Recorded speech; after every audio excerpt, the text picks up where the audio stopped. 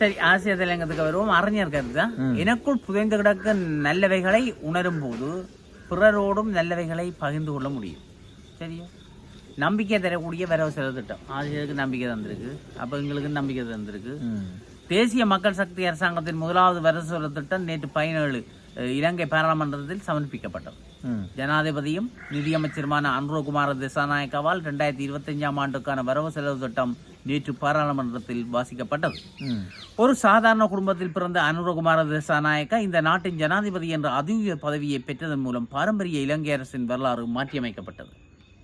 ஆம், சாதாரண குடும்பத்தில் பிறந்த அனுரகுமார திசாநாயக்கா ஜனாதிபதி என்ற உயர் பதவியோடு நிதியமைச்சர் என்ற வகையில் 2025 ஆண்டுக்கான வரவு செலவு திட்டத்தை முன்வைத்துள்ளார். வளமையில் வசதியும் அரசியலும் பாரம்பரியமும் கொண்ட நிதியமைச்சர்கள் வரவு செலவு திட்டத்தை சமர்ப்பிக்கின்ற கலாச்சாரமே நம் நாட்டில் இருந்தது. ஆனால் அதனை மாற்றியமைக்கும் வகையில் ஒரு சாதாரண குடும்பத்தில் பிறந்த ஒருவர் நிதியமைச்சராகி வரவு செலவு திட்டத்தை சமர்ப்பிக்கின்ற ஒரு புதிய பரிணாமம் நேற்று நடந்தாகியது. ஜனாதிபதி அனுரகுமார திசாநாயக்காவால் சமர்ப்பிக்கப்பட்ட வரவு செலவு திட்டம் மக்களின் வாழ்வாதாரத்தை மையப்படுத்தியதாக அமைந்திருப்பதை காண முடியும். ஆம், சுகாதாரம், கல்வி, விவசாயம் ஆகியவை தொடர்பில் அதிகூடிய கவனம் செலுத்தப்பட்டுள்ளதுடன் அதற்கான நிதி ஒதுக்கீடுகளும் கணிசமான இடத்தை பெற்றுள்ளன. பரவாயில்லையே, பாதுகாப்பு தான் அள்ளி கொட்டுறது. இது பாதுகாப்பை பற்றி கதையில கூடாது.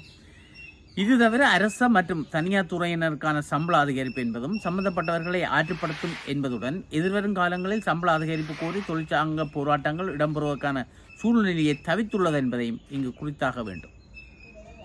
தெரியும். இவை ஒரு புறம் இருக்க, பாராளுமன்ற உறுப்பினர்களுக்கு வழங்கப்படுகின்ற வாகன பெர்மிட் இம்முறை 2025 வழங்கப்படவில்லை என்பதும் அரசாங்கத்திடம் உள்ள அதிக செலவுடைய சொகுசு வாகனங்களை விற்பனை செய்வது என்ற தீர்மானமும் வரவு செலவு திட்டத்தில் முன்மொழியப்பட்டுள்ளது. இதேவேளை அரசாங்கத்துக்குரிய தரிசு நிலங்களை குத்தகைக்கு விடுவதற்கான ஏற்பாடுகளும் குறித்த வரவு செலவு திட்டத்தினூடாக முன்மொழியப்பட்டுள்ளமை இங்கு குறிப்பிடப்பட வேண்டிய விடயமாகும். ஆம், அரசாங்கத்துக்கு உரித்தான தரிசு நிலங்களை குத்தகைக்கு வழங்குவதன் மூலம் குறித்த நிலம் ஏதாவது ஒரு பயிற்சிகைக்கு பயன்படக்கூடிய வாய்ப்பு உண்டு. அதிலும் குறித்த அரச காணிகளை நில மற்றவர்களுக்கு குத்தகையாக வழங்குவது சாலை சிறப்புடையது ஆக இருக்கும்.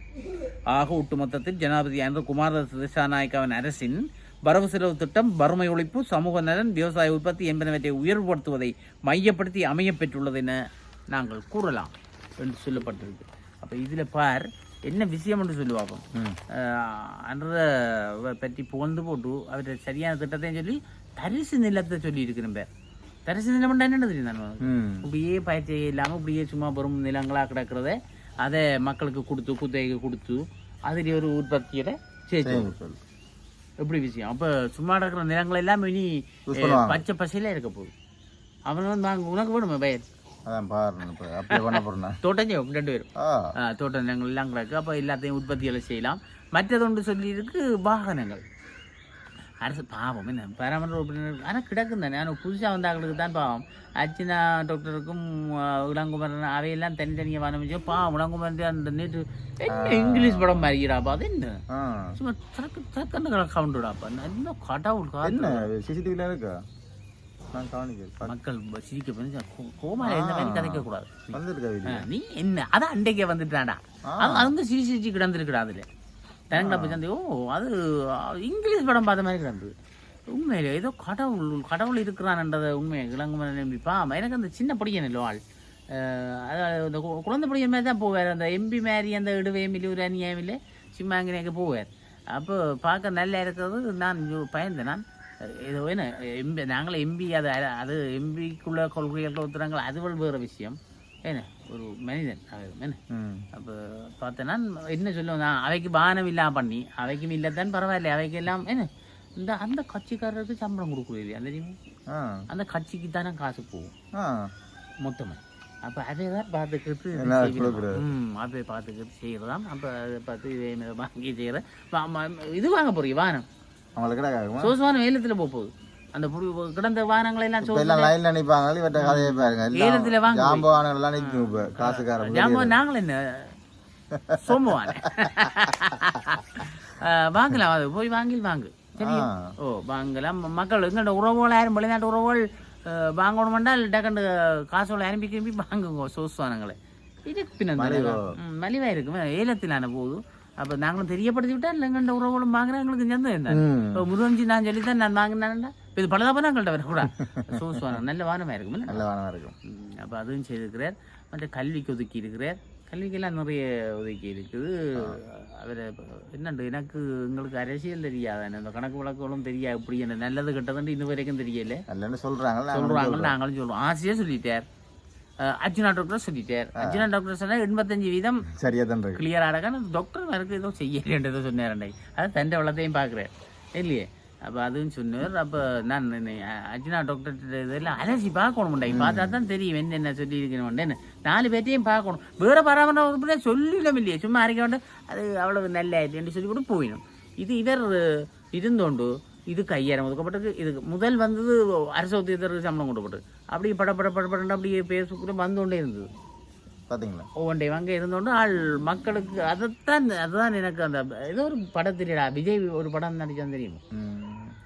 அவன் இந்த மக்களுக்கு சட்டங்களை வெளிப்படுத்தணும், புத்தகம் அடிச்சு கொடுக்கணும்னு சொல்லி அவன் செய்து அந்த மக்களுக்கு எல்லாம் தெரியப்பட்டோன்னு அரசாங்க ஊழியர்கள் எல்லாம் பயம் மக்களுக்கு.